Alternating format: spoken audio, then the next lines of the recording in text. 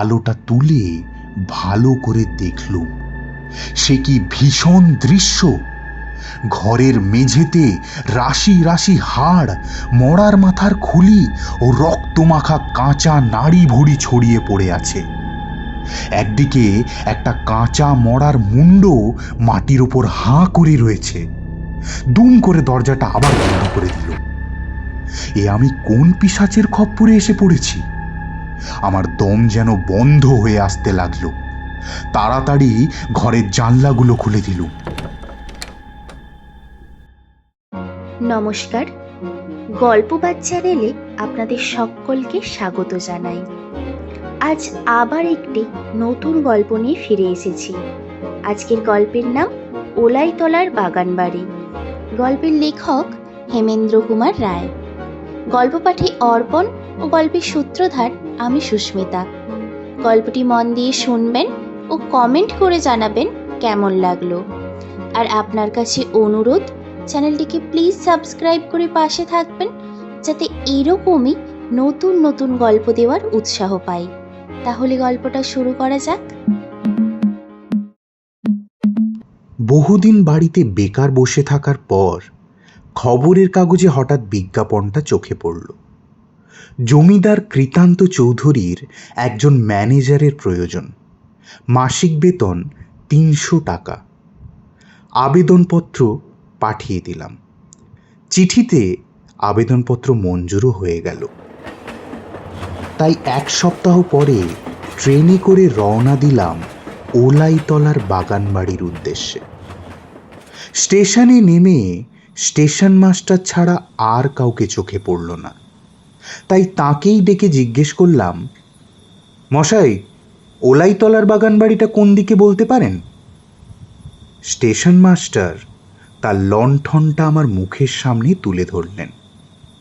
তারপর থেমে থেমে বললেন, ওলাইতলার বাগানবাড়ি? আপনিও ওলাইতলার বাগানবাড়িতে যাচ্ছেন? কিন্তু কেন?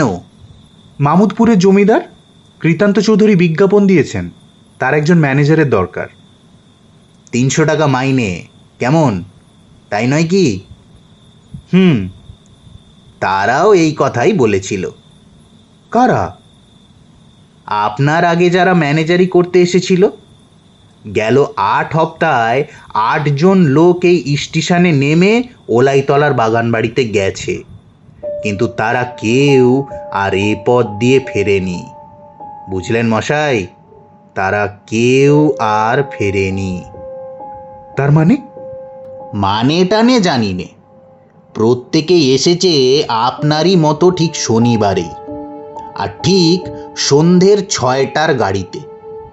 আশ্চর্য কথা, ৮ সপ্তাহে ৮ জন! জমিদার কৃতান্ত চৌধুরীর কত ম্যানেজারের দরকার? আমার মনটা কেমন যেন ছ্যাঁত করে উঠল। বললুম, আচ্ছা, এই জমিদার বাবুকে আপনি চেনেন? তবে তার নাম শুনেছি। অল্পদিন হলো এখানে এসে ওই পোড়ো বাগান বাড়িখানা কিনে তিনি বাস করছেন। তার সম্বন্ধে নানান কানাঘুষো শুনেছি। আজ পর্যন্ত গাঁয়ের কেউ নাকি তাকে দেখেনি। দিনের বেলায় ওই বাগান বাড়িখানা পোড়ো বাড়ির মতো পড়ে থাকে, কেবল রাত্রেই তার ঘরে আলো জ্বলে। লোকজনকেও দেখা যায় না। ও বাড়ি সবই অদ্ভুত। আজ অমাবস্যা, আকাশে চাঁদ উঠবে না, তার উপরে মেঘের পর মেঘ জমে আছে। ঠান্ডা হাওয়া পেয়ে বুঝলুম বৃষ্টি আসতে আর দেরি নেই। সঙ্গে আমার শখের বুলডগ রোভার ছিল। ওলাইতলার বাগানবাড়ির দিকে অগ্রসর হবার উপক্রম করলুম। স্টেশন মাস্টারের কথায় কান পাতবার দরকার নেই।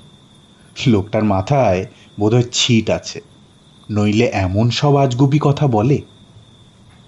স্টেশন মাস্টার ডেকে বললেন, মশাই, তাহলে নিতান্তই যাবেন? এই রকমই তো মনে করছি। তাহলে পথঘাট একটু দেখে শুনে যাবেন। ওলাইতলার বাগান বাড়ির ঠিক আগেই একটা গোরস্থান আছে, আগে সেখানে খ্রিস্টানদের গোর দেওয়া হতো। গোরস্থানের নাম ভারী খারাপ, সন্ধ্যের পর সেদিকে কেউ যেতে চায় না। আমি আর থাকতে পারলুম না, বললুম, মশাই, মিথ্যে আমায় ভয় দেখাচ্ছেন। আমি কাপুরুষ নই, দরকার হলে ওই গোরস্থানে শুয়েই রাত কাটাতে পারি। অত্যন্ত দয়ার পাত্রের দিকে লোকে যেমনভাবে তাকায়, সেইভাবে আমার দিকে তাকিয়ে স্টেশন মাস্টার একটুখানি ম্লান হাসি হাসলেন, কিন্তু মুখে কিছু বললেন না। দামোদর নদীর ধারে ওলাইতলার সেই প্রকাণ্ড বাগান ও প্রকাণ্ড বাড়ি। মাইলখানেক চলার পর যখন তার ফটকের সম্মুখে গিয়ে দাঁড়ালুম, তখন ফোঁটা ফোঁটা বৃষ্টি পড়ছে। দেউড়িতে দারোয়ানের কোনো সাড়া না পেয়ে ফটক ঠেলে ভেতরে গিয়ে ঢুকলুম। আমার হাতে ছিল একটা হ্যারিকেন লণ্ঠন। তারই আলোতে যতটা পারা যায় দেখতে দেখতে এগুতে লাগলুম। অনেক কালের পুরনো বাগান, এবং তার অবস্থা এমন যে তাকে বাগান না বলে জঙ্গল বলাই উচিত। পুকুরের পাশ দিয়ে যেতে যেতে দেখলুম পানায় তার জল নজরে পড়ে না, ঘাটগুলোও ভেঙে গিয়েছে। বাড়িখানার অবস্থাও তথৈবচ। ভাঙা জানলা, ভাঙা থাম, চুন বালি সব খসে পড়েছে। যে জমিদার ৩০০ টাকা মাইনে দিয়ে ম্যানেজার রাখবেন, এইখানে তার বাস? মনে খটকা লাগলো। অসংখ্য ঝিঝি পোকার আর্তনাদ ছাড়া কোথাও জনপ্রাণীর সাড়া নেই, অথচ বাড়ির ঘরে ঘরে আলো জ্বলছে। একটু ইতস্তত করে চেঁচিয়ে ডাকলুম, বাড়িতে কেউ আছেন? সামনের ঘর থেকে মোটা গলায় সাড়া এলো, ভেতরে আসুন। ঘরের ভেতরে ঢুকলুম। মস্ত বড় ঘর, কিন্তু কোণে কোণে মাকড়সার জাল, দেওয়ালে দেওয়ালে কালি ঝুল, মেঝে ১ ইঞ্চি পুরু ধুলো, একটা ময়লা রং ওঠা টেবিল, ৩-৪টে ভাঙা চেয়ার ও একটা খুব বড় ল্যাম্প ছাড়া ঘরে আর কোনো আসবাব নেই। অতিশয় শীর্ণ, কুচকুচে কালো এক জরাজীর্ণ বুড়ো লোক আদুর গায়ে একখানা চেয়ারের ওপর বসে আছে। তার বুকের সবকটি হাড় গোনা যায়। বুড়ো কথা কইলে ঠিক যেন হাঁড়ির ভেতর থেকে তার গলার আওয়াজ বেরোলো। সে বললে, আপনি কাকে চান? জমিদার কৃতান্ত বাবুকে। ও নাম আমারই, আপনার কি দরকার? আপনি একজন ম্যানেজার খুঁজছেন, তাই। বুঝেছি, আর বলতে হবে না, বসুন। কৃতান্তবাবুর কাছে গিয়ে রোভার হঠাৎ গড় গড় করে গর্জে উঠল। কৃতান্তবাবু ক্রুদ্ধ স্বরে বললেন, ও কি, সঙ্গে কুকুর এনেছেন কেন? কামড়াবে নাকি? রোভারকে এক ধমক দিল। রোভার! সে গর্জন বন্ধ করল বটে, কিন্তু আমাদের কাছ থেকে অনেক তফাতে সরে গিয়ে তীক্ষ্ণ সন্দিগ্ধ চোখে কৃতান্তবাবুর মুখের পানে তাকিয়ে রইল। বিরক্তভাবে কৃতান্তবাবু বললেন, ও কুকুর টুকুর এখানে থাকলে চলবে না, ওকে এখনই তাড়িয়ে দিন। আমি বললুম, তাড়ালেও যাবে না, রোভার আমাকে ছেড়ে একদণ্ডও থাকে না, রাত্রেও আমার সঙ্গে ঘুমোয়। রাত্রে ও বেটা আপনার সঙ্গে ঘুমোয়? কি বিপদ, কি বিপদ! বলে তিনি চিন্তিত মুখে ভাবতে লাগলেন। রোভার রাত্রে আমার সঙ্গে ঘুমোবে শুনে কৃতান্তবাবুর এতটা দুশ্চিন্তার কারণ বুঝতে পারলুম না। খানিকক্ষণ পর কৃতান্তবাবু উঠে দাঁড়িয়ে বললেন, একটু বসুন, আপনার খাওয়া শোয়ার ব্যবস্থা করে আসি। সেজন্য আপনার ব্যস্ত হবার দরকার নেই, আগে যে জন্য এসেছি সেই কথাটাই হোক। আজ আমার শরীরটা ভালো নেই, কথাবার্তা সব কাল সকালেই হবে। এই বলে কৃতান্তবাবু বেরিয়ে গেলেন। খানিক পরেই তিনি আবার ফিরে এসে বললেন, আসুন, সব প্রস্তুত। তার পিছনে পিছনে অগ্রসর হলুম। মস্ত উঠান ও অনেকগুলো সারবন্দি ঘর পেরিয়ে সিঁড়ি বেয়ে দোতলায় গিয়ে উঠলুম। বাড়ির সর্বত্রই সমান ভগ্নদশা, ধুলো আর জঞ্জালের স্তূপ, চামচিকে আর বাদুড়ের আনাগোনা। একটা চাকর বাকর পর্যন্ত দেখা গেল না। নির্জন বাড়ি যেন খাঁ খাঁ করছে। একটা ছোট ঘরে গিয়ে ঢুকলুম। সে ঘরখানা বেশি নোংরা নয়। একপাশে ছোট্ট একখানা চৌকি, তার উপরে বিছানা পাতা, আর একপাশে থালায় খাবার সাজানো রয়েছে। কৃতান্তবাবু বললেন, এখনই খেয়ে নিন, নইলে খাবার ঠান্ডা হয়ে যাবে। নানান কথা ভাবতে ভাবতে, মাথা হেঁট করে খেতে খেতে হঠাৎ মুখ তুলে দেখি কৃতান্তবাবু এক দৃষ্টিতে আমার পানে চেয়ে আছেন, আর তার কোটরগত দুই চক্ষুর ভেতর থেকে যেন দুটো অগ্নিশিখা জ্বলছে। আমি মুখ তুলে তাকাতে না তাকাতেই সে আগুন নিভে গেল। মানুষের চোখ যে এমন জ্বলতে পারে আমি তা জানতুম না। কি ভয়ানক! কৃতান্তবাবু বললেন, আজ তাহলে আমি আসি, খেয়ে দে আপনি শুয়ে পড়ুন। বলে যেতে যেতে আবার দাঁড়িয়ে পড়ে বললেন, আর দেখুন, রাত্রে এ ঘরের জানলাগুলো যেন খুলবেন না। একে তো বৃষ্টি হচ্ছে, তার উপরে। বলতে বলতে হঠাৎ থেমে গেলেন। থামলেন কেন? কি বলছিলেন বলুন না। ওধারের জানলা খুললে গোরস্থান দেখা যায়। তা দেখা গেলই বা। সেখানে হয়তো এমন কিছু দেখতে বা এমন সব গোলমাল শুনতে পাবেন, রাত্রে মানুষ যা দেখতে কি শুনতে চায় না। আমি তাচ্ছিল্যের হাসি হাসলুম। কৃতান্তবাবু বললেন, হ্যাঁ, আর একটা কথা, আপনার ওই বিশ্রী বুলডগটাকে বেঁধে রাখবেন। কুকুর অপবিত্র জীব, রাত্রে ও যে বিছানায় গিয়ে উঠবে, এটা আমি পছন্দ করি না, বুঝলেন? আচ্ছা।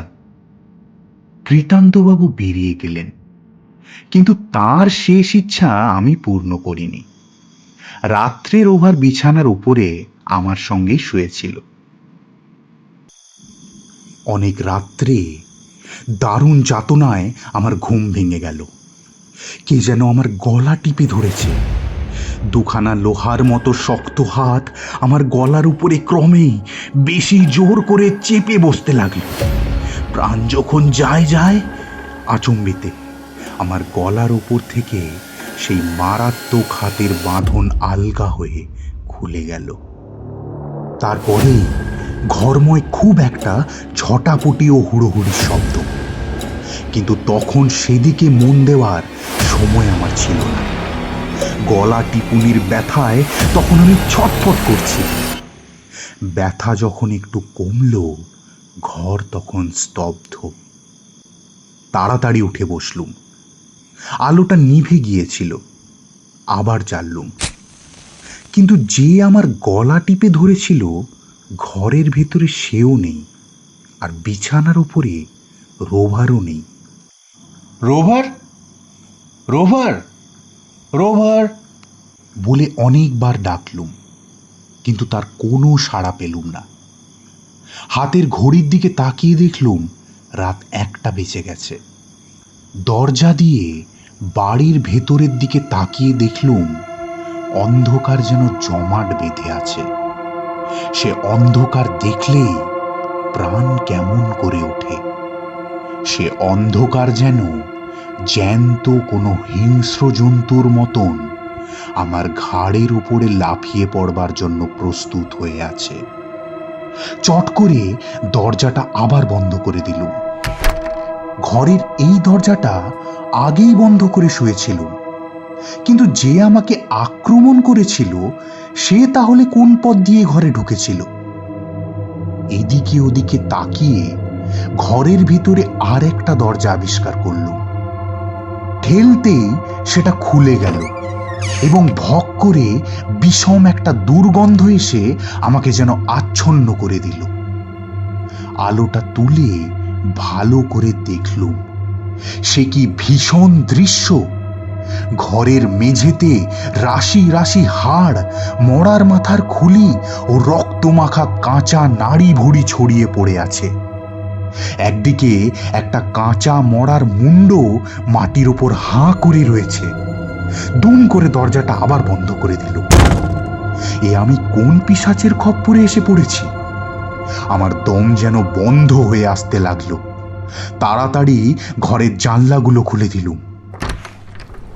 বাইরের আকাশ ভরা অন্ধকারকে ভিজিয়ে হুড় হুড় করে বৃষ্টি পড়ছে, আর চকচক করে বিদ্যুৎ চমকাচ্ছে, আর বোঁ বোঁ করে ঝোড়ো হাওয়া ছুটছে। চারিদিককার সেই আঁধার সমুদ্র মথিত করে কত রকমের আওয়াজই যেন ঝোড়ো হাওয়ার সঙ্গে ভেসে আসছে। কখনো মনে হয় একদল আঁতুড়ের শিশু ট্যাঁ ট্যাঁ করে কাঁদছে, কখনো শুনি আড়াল থেকে কে যেন খিলখিল করে হাসছে। মাঝে মাঝে কে যেন ঝমঝম করে মল বাজিয়ে যাচ্ছে আর আসছে, যাচ্ছে আর আসছে। থেকে থেকে এক একটা আলেয়া আনাগোনা করছে। তাদের আশেপাশে কারা যেন ছায়ার মতো সরে সরে যাচ্ছে, এবং বাগানের কোথা থেকে একটা হুলো বেড়াল একবারও না থেমে কেবল চেঁচাচ্ছে। আজ কি এখানে রাজ্যের ভূত প্রেত দৈত্য দানব এসে জড়ো হয়েছে, না ভয়ে আমার মাথা খারাপ হয়ে গেছে? যা দেখছি, যা শুনছি, সমস্তই কি অলীক কল্পনা? হ্যাঁ, ও আবার কে? ঘরের দরজা কে ঠেলছে? আমার মাথার চুলগুলো খাড়া হয়ে উঠল। জানি না দরজার ওপাশে দাঁড়িয়ে কোন বিকট বিভৎস মূর্তি আমার জন্য অপেক্ষা করছে। আবার কে দরজা ঠেললে? আমার সমস্ত দেহ যেন পাথর হয়ে গেল। তারপরে আবার দরজার উপরে ঘন ঘন ঠেলা, এবং সঙ্গে সঙ্গে ঘেউ ঘেউ করে কুকুরের ডাক। রুখে পেলাম, এই যে আমার রোভারের ডাক। ছুটে গিয়ে দরজা খুলে দিতেই রোভার এসে এক লাফে আমার বুকের ভেতরে ঝাঁপিয়ে পড়ল। এই নির্বান্ধব ভুতুড়ে পুরীতে রোভারকে পেয়ে মনে হলো তার চেয়ে বড় আত্মীয় এই পৃথিবীতে আমার আর কেউ নেই। হঠাৎ রোভারের মুখের দিকে আমার চোখ পড়ল। তার মুখময় রক্ত লেগে রয়েছে। অবাক হয়ে ভাবছি, এমন সময় বাইরের বাগান থেকে অনেক লোকের গলা পেল। জানলার ধারে গিয়ে দেখি ৬-৭টা লণ্ঠন নিয়ে ১৪-১৫ জন লোক বাড়ির দিকেই আসছে। তাদের পোশাক দেখেই বুঝলুম তারা পুলিশের লোক, এবং তাদের ভেতরে সেই স্টেশন মাস্টারকেও যখন দেখলুম তখন আর বুঝতে বিলম্ব হলো না যে থানায় খবর দিয়েছেন তিনি। মনে মনে তাকে ধন্যবাদ দিয়ে লণ্ঠনটা নিয়ে আমিও ঘর থেকে বেরিয়ে পড়লুম। পুলিশের লোকেরা সিঁড়ির তলাতেই ভিড় করে দাঁড়িয়ে উত্তেজিত স্বরে গোলমাল করছিল। ব্যাপার কি?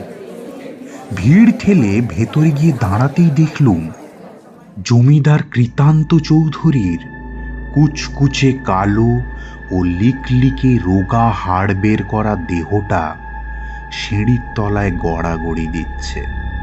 তার চোখ দুটো কপালে উঠেছে, এবং সে চোখ দেখলেই বোঝা যায় কৃতান্তবাবু আর ইহলোকে বর্তমান নেই। এবং কৃতান্তবাবুর গলায় মস্ত একটা গর্ত, তার ভেতর থেকে তখনও রক্ত ঝরে ঝরে পড়ছে। এতক্ষণে বুঝলুম রোভারের মুখে রক্ত লেগেছে কেন। তাহলে এই কৃতান্ত চৌধুরী আমাকে আক্রমণ করতে গিয়েছিল।